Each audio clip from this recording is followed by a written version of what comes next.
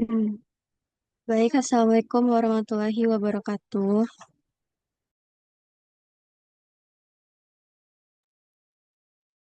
Baiklah, pada kesempatan kali ini kami akan mempresentasikan optimasi rute pengiriman logistik dengan dynamic programming. Presentasi ini akan membahas implementasi algoritma dynamic programming untuk optimasi rute pengiriman barang.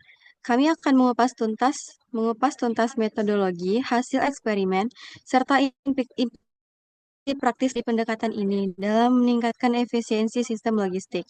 Dan materi pertama yang akan disampaikan oleh Rafki. Kepada Rafki dipersilahkan. Baik, yang pertama yaitu tantangan optimisasi rute logistik. Industri logistik modern menghadapi tantangan besar dalam mengoptimalkan rute pengiriman. Biaya operasional yang tinggi dan tuntutan kualitas layanan yang prima menjadi fokus utama. Permasalahan optimisasi rute tergolong NP hard, yaitu membutuhkan solusi algoritmik yang canggih untuk mencapai efisiensi penelitian ini bertujuan untuk mengatasi masalah tersebut dengan mengimplementasikan dan mengevaluasi algoritma dynamic programming, serta membandingkan performanya dengan karakteristik lainnya. Diharapkan kontribusi ini dapat berupa prototipe sistem dan kerangka evaluasi yang efektif.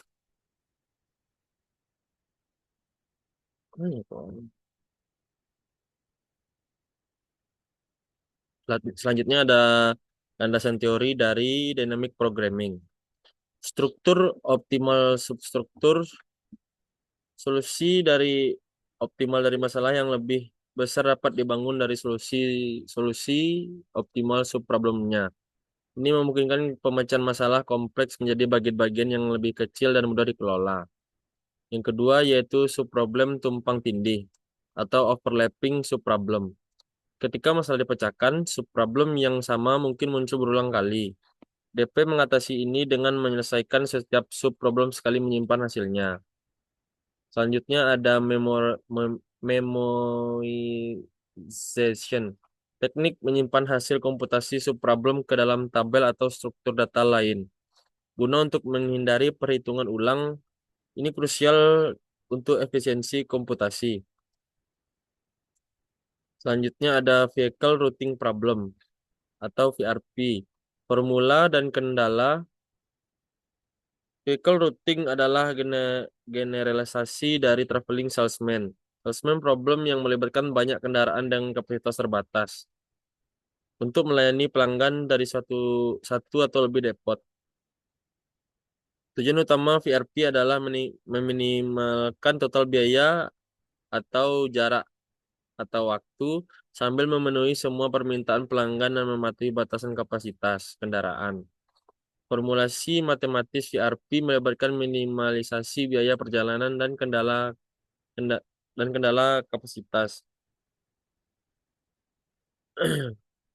Baik, terima kasih. Sekian dari saya kembalikan kepada moderator.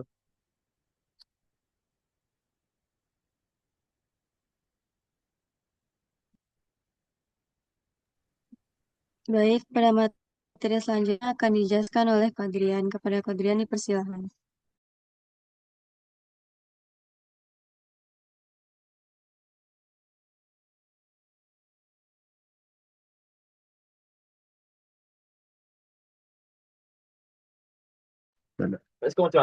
Selanjutnya metodologi penelitian yaitu perancangan dan implementasi.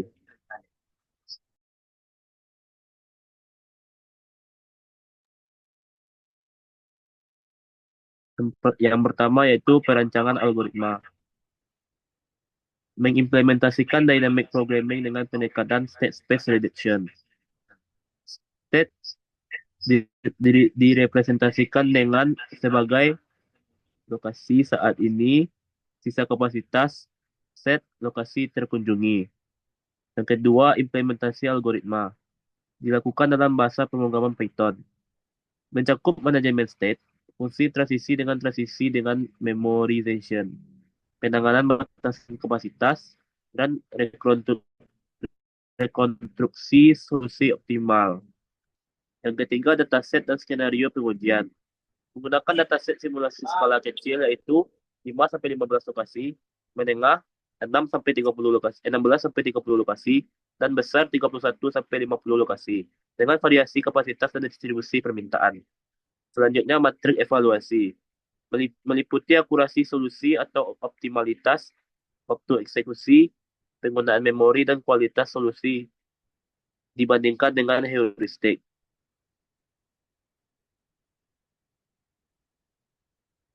Hasil eksperimen, akurasi, akurasi dan performa waktu. Pengujian pada instansi kecil 5-10 lokasi menunjukkan akurasi 10% dalam menemukan solusi optimal. Perbandingan dengan branch and bound menunjukkan konsistensi sempurna.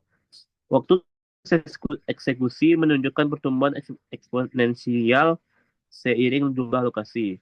Namun konstanta relatif kecil berkat optimisasi implementasi. Algoritma mampu memproses hingga 35 lokasi dalam waktu yang masih acceptable.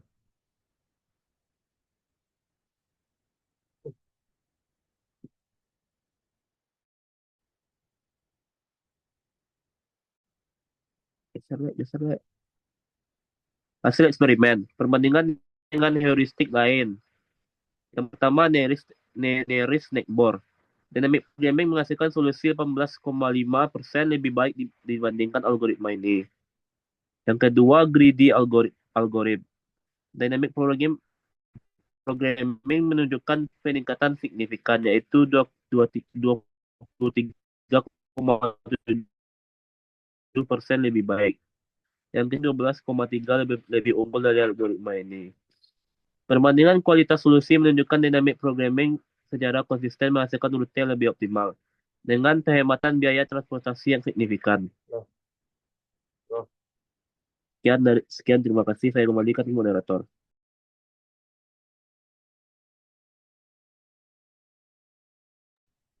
Baik, pada materi selanjutnya ada analisis sensitivitas dan studi kasus. Yang pertama ada pengaruh kapasitas kendaraan. Peningkatan kapasitas kendaraan mengurangi total biaya transportasi dan waktu komputasi karena mengurangi jumlah state yang dievaluasi. Yang kedua ada pengaruh distribusi demand. Algoritma DP paling efektif pada distribusi uniform dan normal dengan penurunan kinerja minimal pada distribusi eksponensial. Yang ketiga ada studi kasus.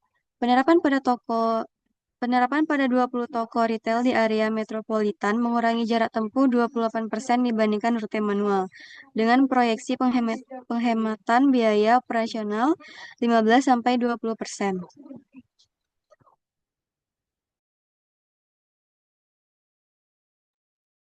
Selanjutnya ada keterbatasan dan saran pengembangan. Yang pertama ada skalabilitas. Algoritma mengalami bottleneck pada instance lebih dari 50 lokasi, membutuhkan pendekatan hibrida atau komputasi paralel. Kedua ada konsumsi memori. Untuk instance besar, konsumsi memori tinggi perlu optimasi implementasi iteratif dan garbage collection. Yang ketiga ada kendala dinamis. Belum mengakomodasi perubahan real-time seperti kemacetan lalu lintas, cuaca, dan fluktuasi permintaan. Yang keempat ada multi-objektif. Saat ini fokus pada minimasi biaya. Pengembangan untuk tujuan ganda, bis kepuasan pelanggan, dampak lingkungan sangat dianjurkan.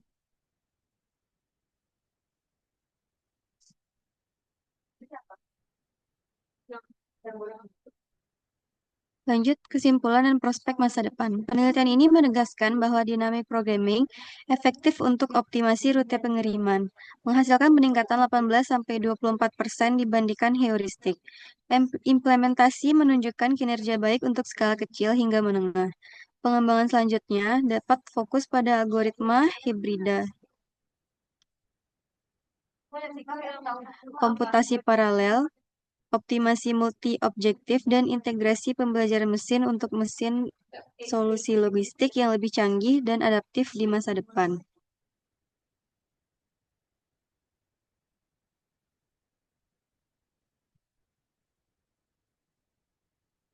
Sekian, terima kasih. Mohon maaf bila ada kesalahan dalam pengucapan kata. Assalamualaikum warahmatullahi wabarakatuh. Waalaikumsalam warahmatullahi wabarakatuh.